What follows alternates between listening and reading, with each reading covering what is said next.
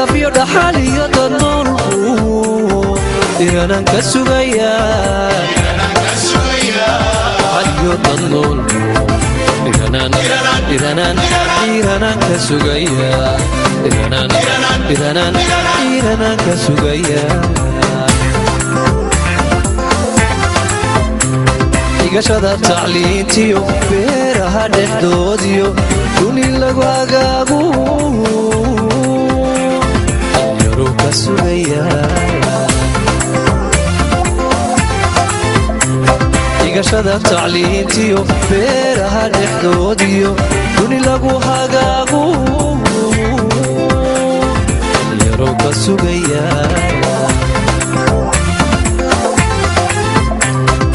samir dhaqaaqdo dhulkeedii ka dhoofto dhibta aan dareemay dhifiyo naadir weyn had ku dhugo dhulka ayagyaano kula noqon dhulka hoyo ayagyaano kula noqon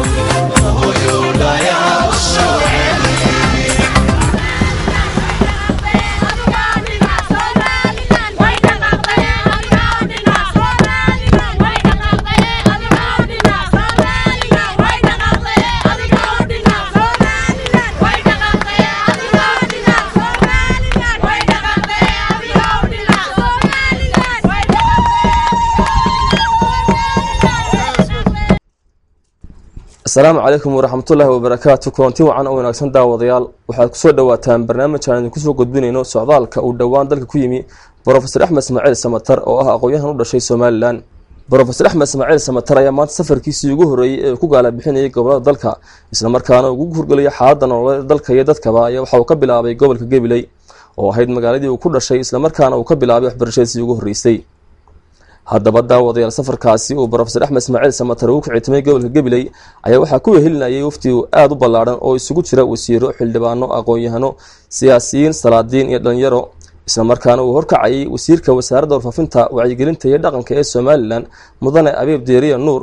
ayaa intii ay ku sii jireen jidka u dhaxeeya magaalada caasimadda ah ee Hargeysa oo ay socdaalkooda ka bilaabeen iyo ilaa magaalada Gabiley ee gobolka Gabiley ayaa waxay kula kulmeen dadweyne tiro badan oo caleemo qoyan luulaya. intaa kadib daawadayaal dadweynaha reer Gabiley oo kala hadhin soo dhaweynta professorka isla markaana ay horkacayaan gudoomiyaha gobolka Gabiley Ibrahim Yuusuf Geedi duqa magaalada Gabiley Shucayb Maxamed Muuse ayaa waxay kaga hor yimaadeen wafdigaasi kontaroolka magaalada Gabiley halkaas oo ay ugu muujiyeen professorka iyo wafdigiisaba soo dhaweyn aan hore nooceeda loo arag. dadweynahaasi oo ruuxaya calanka Jamhuuriyadda Soomaaliland iyo caleemo qoyan ayaa sidoo kale waxay indhaha ugu qabanayeen oo kamid ahaa waxyaabihii wafdigaasi lagu soo dhaweeyay astaanta gobolka Gabiley oo ahayd cagafyo fardo iyo caleentii beeraha oo qoyan. dhulka hooyo waana dheeftiisu badana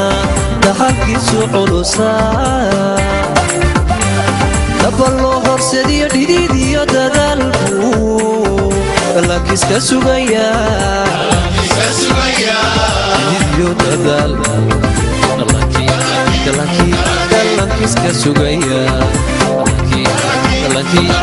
lakiska sugaya intii dhaqaaliyo qaran iyo dhiskiisiyo dabar lagu hagaajo yaro ka sugaya intii dhaqaaliyo qaran iyo dhiskiisiyo dabar lagu hagaajo yaro ka sugaya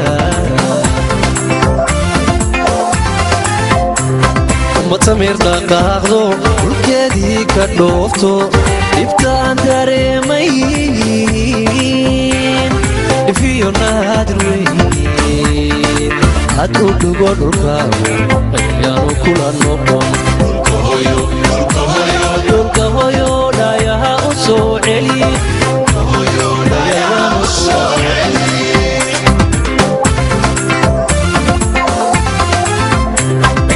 samir dhaqaaqdo dhulkeedii ka dhoofto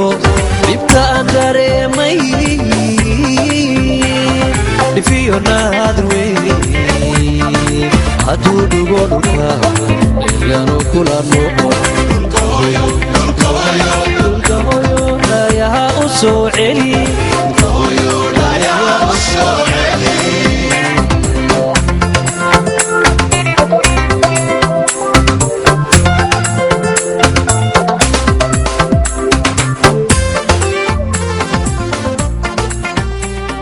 intaa kadib brofesor axmed ismaaciil samatar iyo wafdigiisii kuwa helinayay safarka ayaa waxay u gudbeen magaalada gabiley ee gobolka gabiley oo ay kaga qayb galeen munaasabad soo dhoweyn loogu sameeyey jaamacadda timacadde ee magaalada gabiley isla markaana uu brofesor axmed ismaaciil samatar ka jeediyey khudbad ay aad ula dhaceen dadweynaha reer gabiley haddaba daawadeen munaasabadaasi oo ahayd mid si heer sare loo soo agaasiimay ayaa waxay u dhacday sidan. brofesor axmed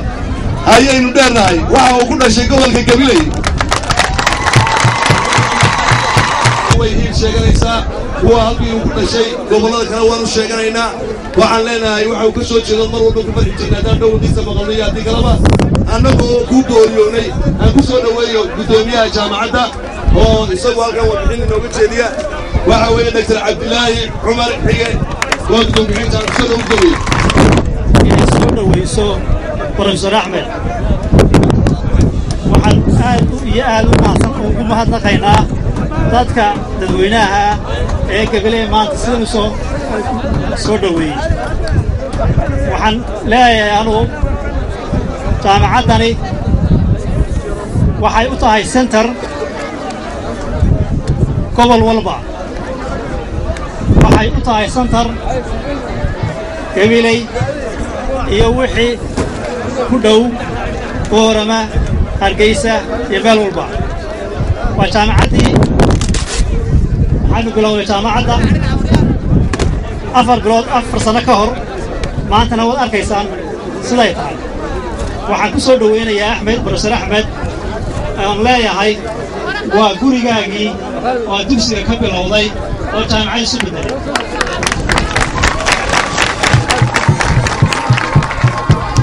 aniga qudhayda dugsiga waan ka baxay dugsiga qalax waan ka baxay laakiin waxa weeye kriimkii ka soo baxay qalax ayaad kow ka tahay waxaana ooy jaamacadda yimaadaan ooy arkaan qiimaha ay leedahay maanta jaamacaddu qof wal kuu wado maxaa ahaaday cilmiga iyo aqoonta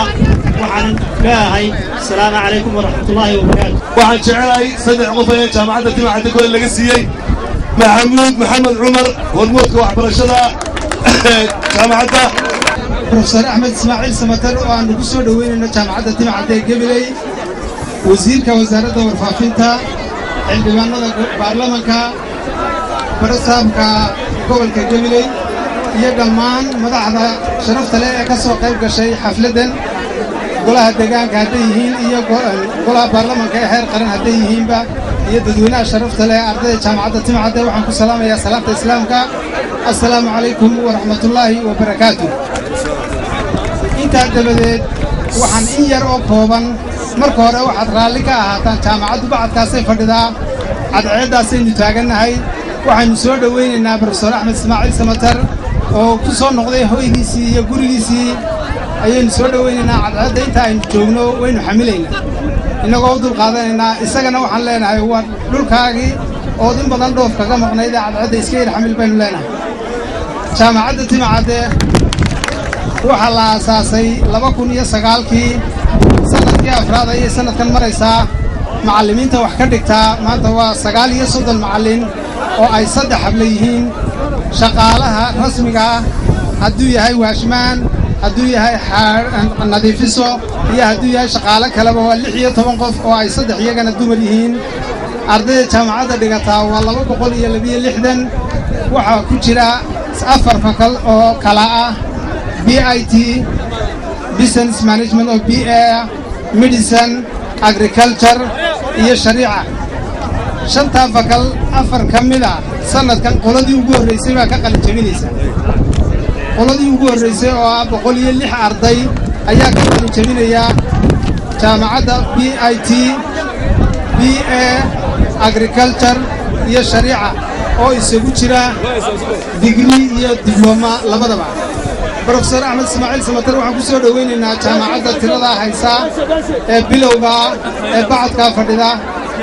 resourceka hadda ay haysataa aad buu u yar yahay wax laboratory ah haba yaraatee ma laha kii medicine hadduu yahay iyo kii sayniska hadduu yahay midnaba textbooks walow aan 3,000 oo buug ay jaamacaddu hayso oo librariga ay noo yaallaan wax buugaaga ah oo intaa dhaafsiisan ma hayso buugaagtii cilmiga ahayd ee sida tooska ula xidhiidhayay facultieska ama qaybaha jaamacadda ka furan weli hadda ma hayno fasilitiska kale haddii yahay visual aids iyo wixii wax lagu baranayay aad buu noogu yar yahay professor axmed ismaaciil samatar oo jaamacadaha adduunka ugu waaweyn mid ka mid a madax ka soo hana waxaan leenahay jaamacaddu waxay u baahan tahay aday kuu baahnayd maanta wuxuu ahaa axmed ismaaciil samatar ardaygii ugu horreeyey ee Gabiley laga qoro jaamacadda isagoo iskuulba ardaygii ugu horreeyey iskuulba laga qoro Gabiley buu ahaa jaamacaddan Timacadana waa jaamacaddii ugu horreysay ee laga aasaaso Gabiley waxaan leenahay jaamacaddii Timacadde iyadoo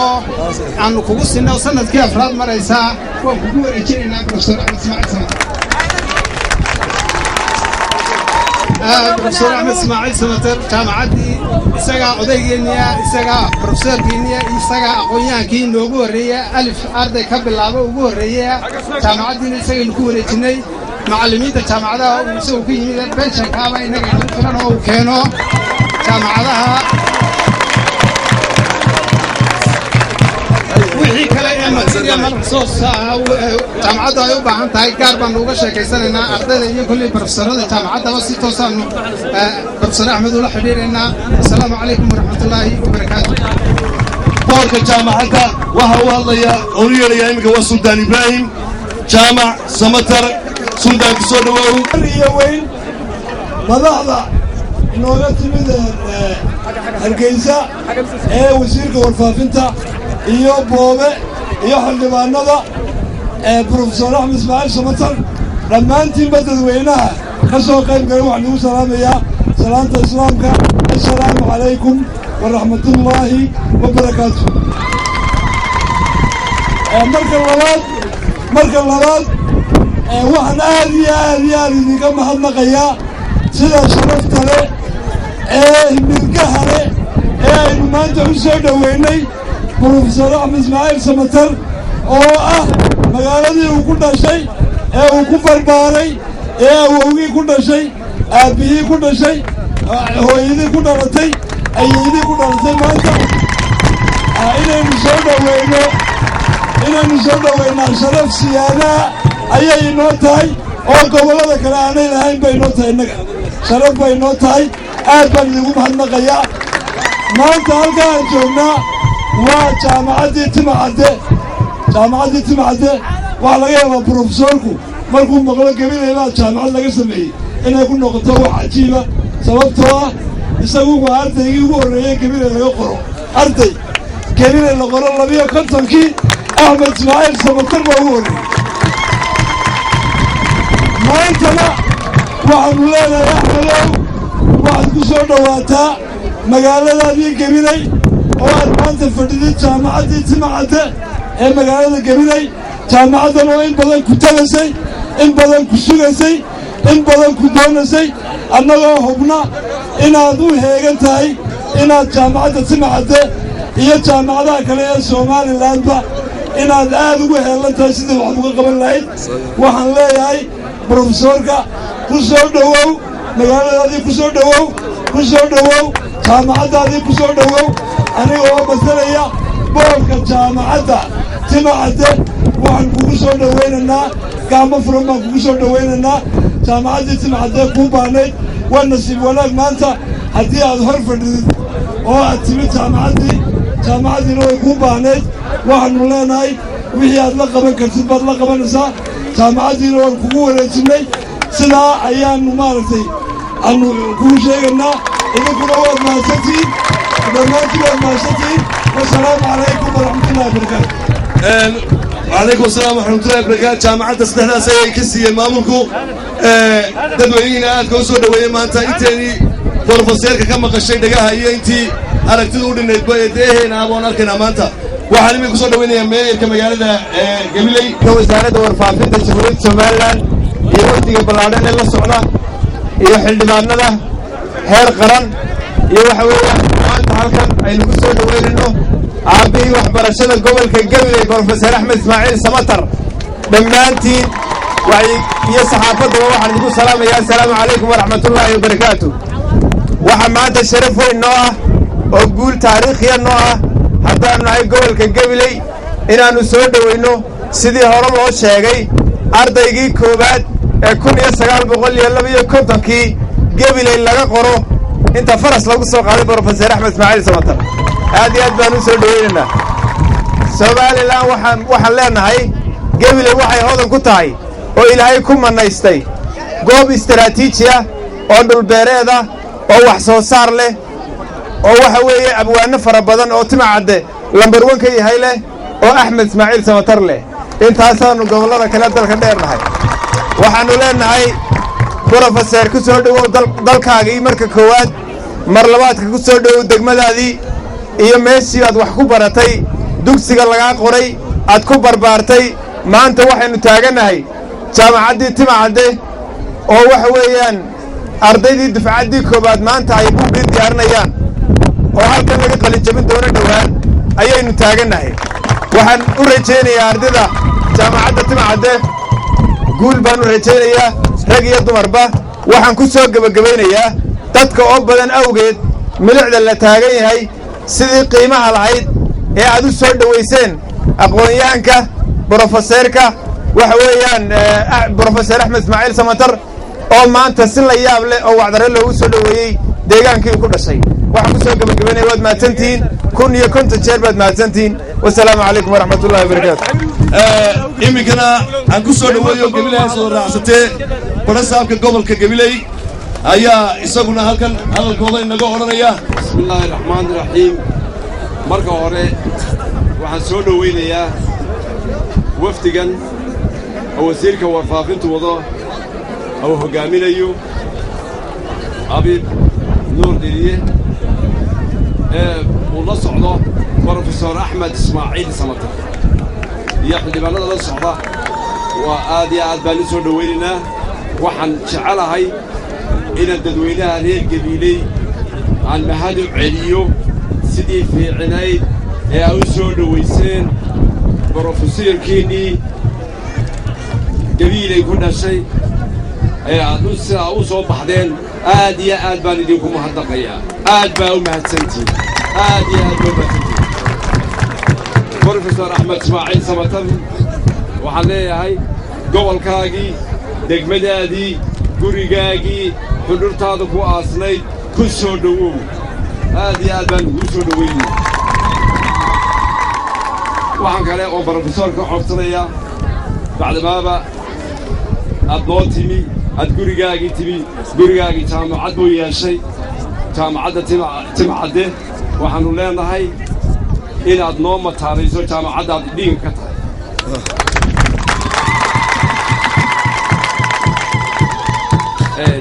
dadweynaha reer Gabileyna waxaan leedahay waa mahadsantihiin aad iyo aad baa u mahadsantihiin si fiican oo midgale oo qurux leh ayaa inankiinii u soo dhaweyseen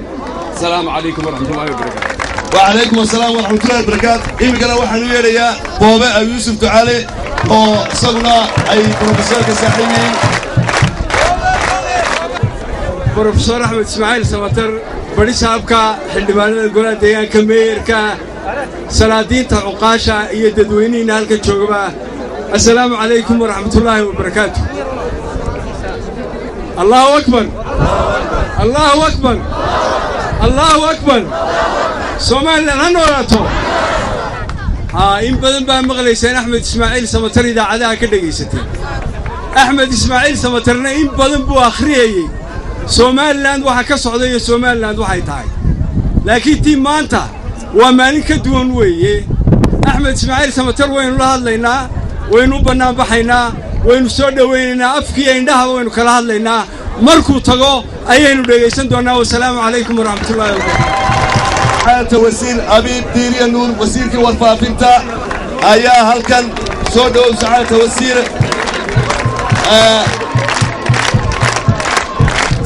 سودو ويو وسير كنا بروفيسوركا حلقتنا هلكن وسو ودورنا الرحمن الرحيم اللهم صل على سيدنا ومولانا محمد وعلى آل سيدنا محمد marka hore Professorka Axmed Ismaaciil Samatar gudoomiyaha gobolka Mr. Yusuf mayorka magaalada xildhibaanada golaha deegaanka heer qaran iyo heer degmada dadweynaha sharafta leh halkan isugu yimid ee odayaasha leh ee dhallinyarada leh ee dumarka leh ee gabdhaha leh salaamu calaykum waraxmatullaahi wabarakaatu halkan runtii waa goor qorraxdu aad iyo aad u kulushahay socod badan iyo taraag badanna waynu soo marray maxaan ku idhaa maanta waxaan ku qiyaasa runtii ma garanayo runtii axmed ismaaciil samatar sidaa hore laydinku sheegay wuxuu ahaa ardaygii ugu horreeyey halkan waa deegaankiisii dalkiisii iyo dadkiisii buu yimid waxaannu leenahay soo dhowow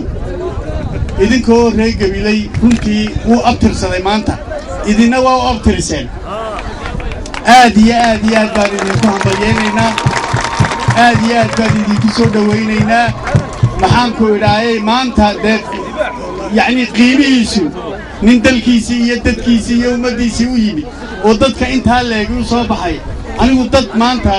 yacnii maan arag in badan baan dalka joogay bixitaan caynkana iyo soo dhowayn caynkana maan arag runtii oo igama horrayn taasi waxay muujinaysaa inuu dalkiisii iyo dadkiisii u yimid oo uu abtirsaday oo idinna u abtiriseen hadal badan halkan wuu inoo dambaynayaa waxaan leenahay axmed ismaaciil samatar ha ku soo dhowaado mikrofoonka welcome axmed بسم الله الرحمن الرحيم وعد way kulushahay marka aynu hore u dhameysano waxaan doonayaa horta inaan idinku salaamo magacii dadkiina dhalay rag iyo dumar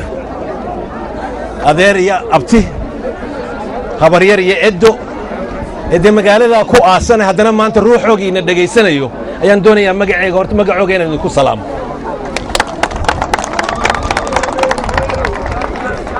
aniga waxa dabeecadii ah markaan dhulkan imaado ee weliba sidaa laguu soo dhoweeyo timacaddaa laga hayaa lama helo wadaadow waxaan idinku hawshoone naftaa loo hantaaqaa waxay hiigsa leedahay dee maanta sidaaad u soo baxdeen hargeysa kubaddii waad ka dhaliseen hargeysa waad ka dhaliseen anigana sharaf weyn bay ii tahay marka hadalkayga kooban intaanan u gelin waxaan doonayaa horta ciiddii gabiley anoo jilbaha ku jooga inaan dhunkaday halkaa la ii yar bannaciyo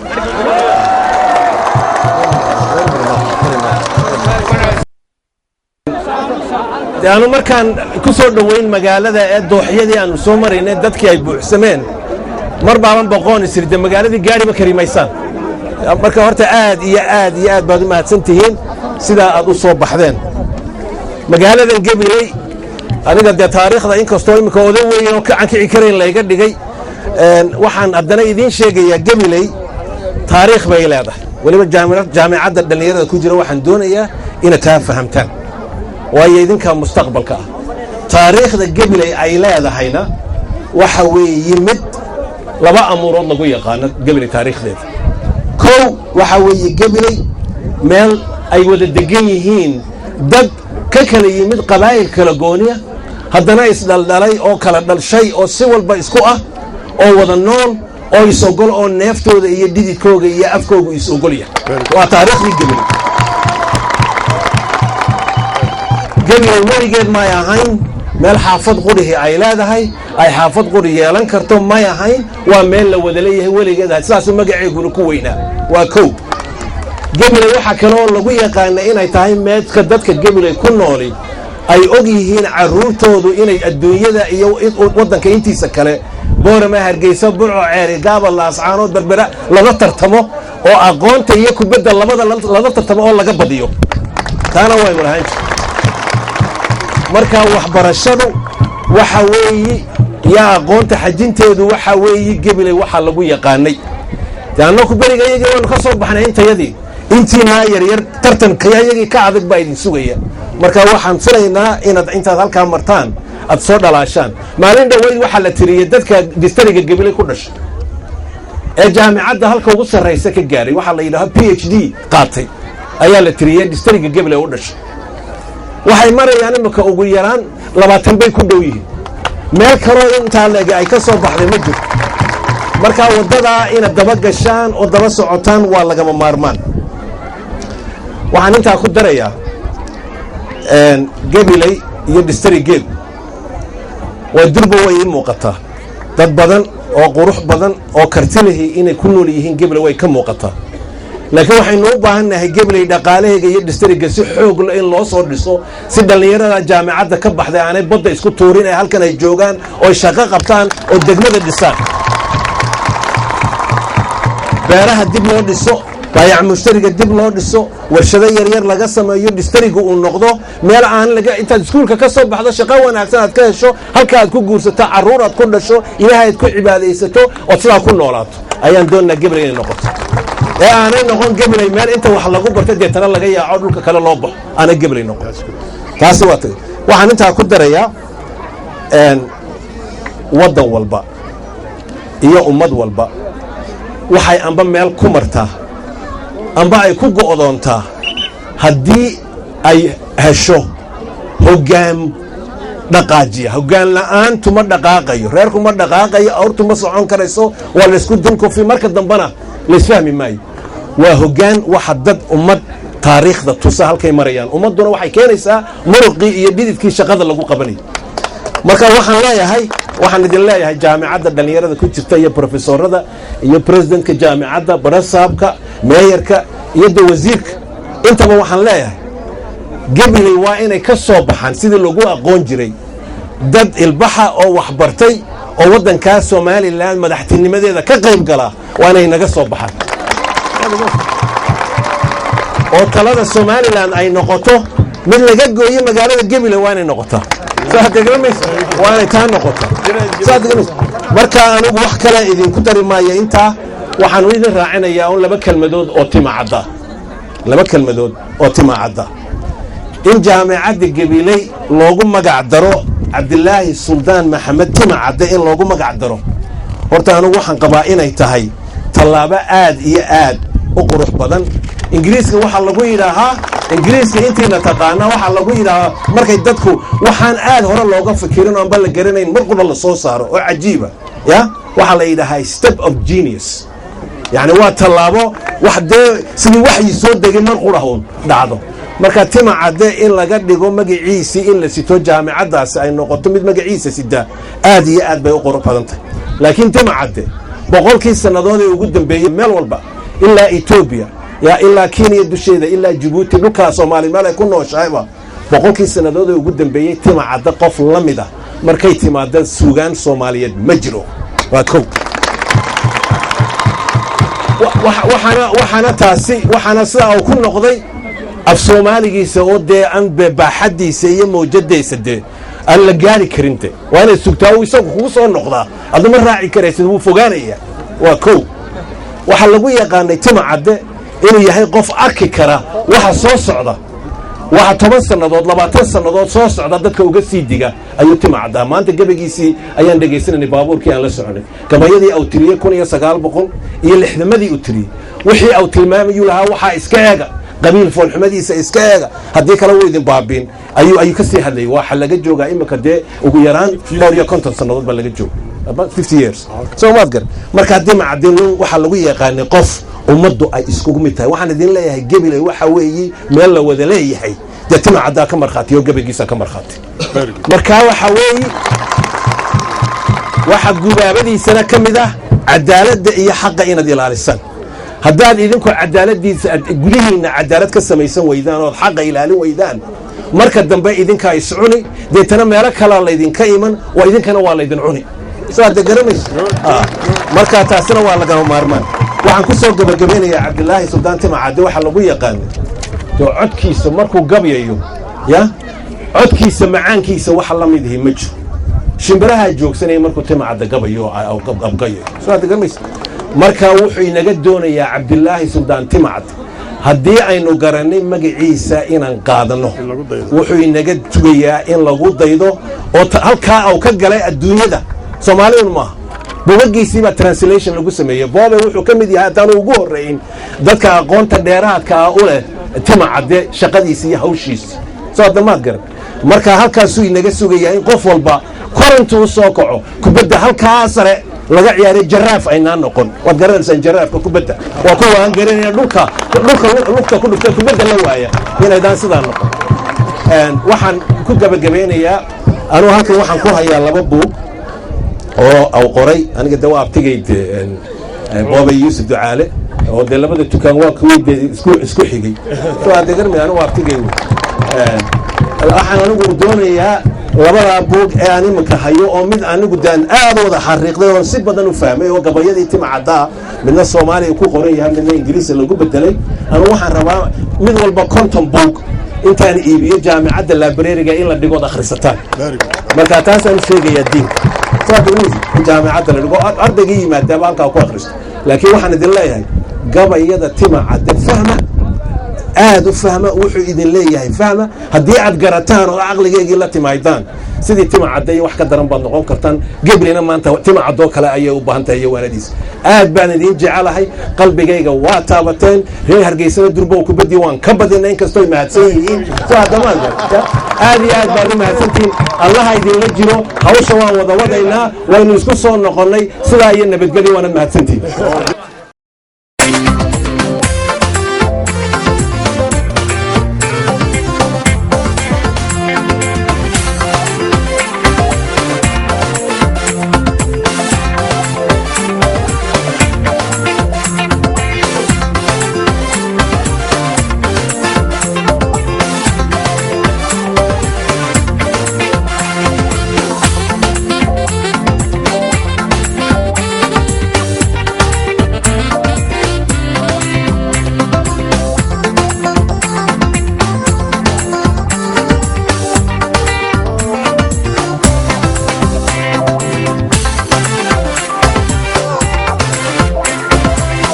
waa tahay daawadayaal munaasabadaasi kadib waxaa wafdiga harimo sharafeed loogu sameeyay magaalada Arabsiyo halkaasi oo ay ku sugnaayeen mas'uuliyiin ay kamid ahaayeen wasiirka wasaaradda kalluumaysiga Cabdilaahi Jaamac Ismaan Geeljire wasiirka wasaaradda beeraha Soomaaliland Faarax Cilmi Geedoole wasiiru dawlaha wasaaradda maaliyadda xildhibaano salaadiin iyo dhalinyaro tiro badan rahiim allahumma salli ala muhammadin nabiyil miyu ala alihi wa sahbihi wasallim aniga oo maayirka degmada Arabsiyo Cabdilaahi Cabdi Faarax kuna hadlaya magaca dadweynaha degan degmada Arabsiyo waxaanu halkan ku soo dhaweynaynaa professorka weyn qaaliga ah reer Soomaaliland Axmed Ismaaciil Samatar anaka farxad bay noo tahay in degmadayada oo dhulkii dalxiiska maanta uu nasiib u yeeshay maalintii koowaad in halkan qadada iyo harimada loogu sameeyo waa halkan oo dalkiisi ama gobolka Gibiley oo uu u dhashay gaar ahaan waxaan leenahay waa gantaal weyn oo maaragtay meelo badan ku jahaysmi kara waanu ku soo dhaweynaynaa waxaan filaynaa inuu wax weyn ka tari doono oo uu miisaan culus siyaasad ahaan u soo kordhin doono Soomaaliland waanu ku hambalyeynaa waxaan leenahay welcome ku soo dhawow degmadaadii iyo magaaladaadii iyo wadankaaga assalaamu calaykum waraxmatullaahi wabarakaatuh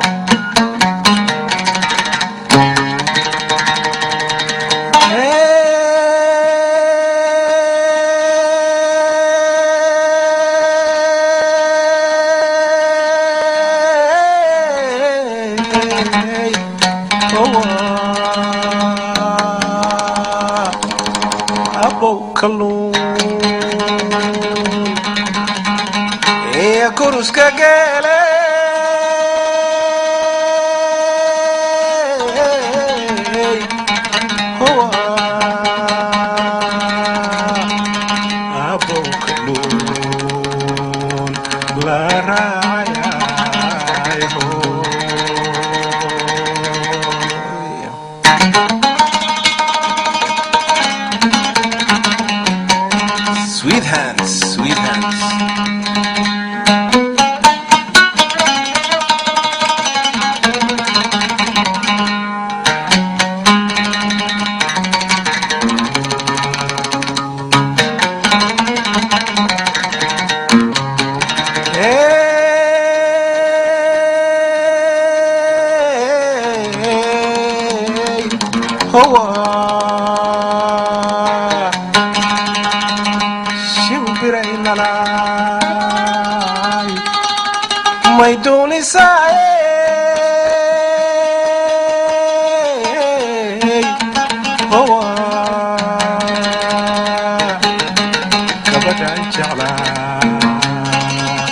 my garab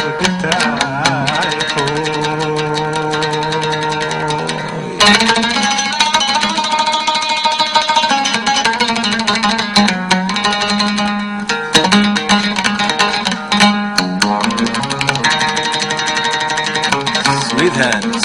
sweet hands.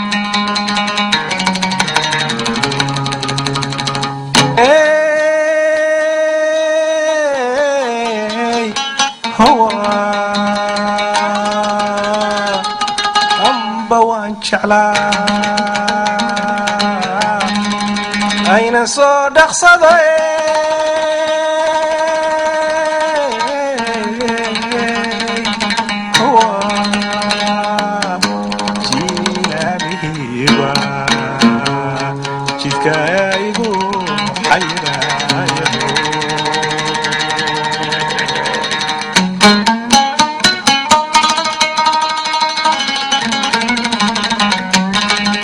daawadayaal intaasi waxaa ku dhammaaday barnaamijkii gaarka ahaa ee ku diyaarinay booqashadaasi Professor Axmed Ismaaciil Samatar ku tagay gobolka Gabiley baridkii Maxamed Caqli Hadi iyo muqbaahiyihii ama kamaradii Cawil Cabdi Kaahin iyo anigoo ah Mukhtar Cabdi Rusciga waxaan kaga tagnaa assalaamu calaykum waraxmatullaahi wabarakaatuh dhulka hooyo waana dheeftiisu badana dhaxalkiisu culusaa dabaloo horsediyo dhidiidiyo dadaalku lakiska sugaya dhidiidiyo dadaal lakiska sugaya lakiska sugaya intii dhaqaaliyo qaran iyo dhiskiisiyo dabar lagu hagaaju dhalinyaro ka sugaya kobcintii dhaqaaliyo qaran iyo dhiskiisiyo dabar lagu hagaaju dhalinyaro ka sugaya matamir dhaqaaqdo dhulkeedii ka dhoofto dhibtaan dareemayn dhifiyo naadir weyn had u dhugo dhulkaagu ayaanu kula noqon